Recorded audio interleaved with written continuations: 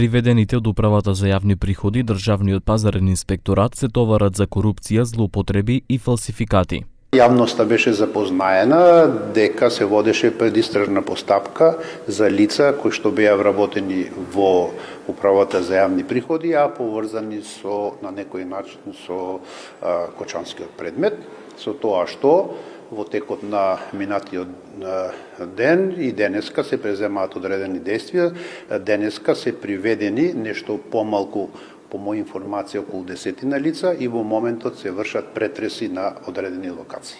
Предметот се води во надлежност на Кочанското обвинителство. Според првичните сознанија на обвинителството, осомничените се товарат за кривични дела, примање и давање мито, како и злоупотреба на службената положба и овластувања.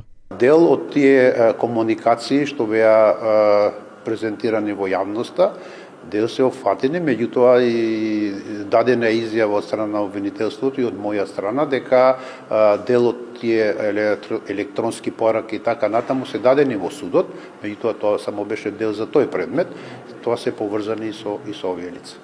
За Пулс се води уште една истрага во која опфатени се полицајците и за нив во првата половина од декември се очекува да биде покренато обвинение. Вчера во Скопје почна судењето за пожарот во кочанската дискотека Пулс.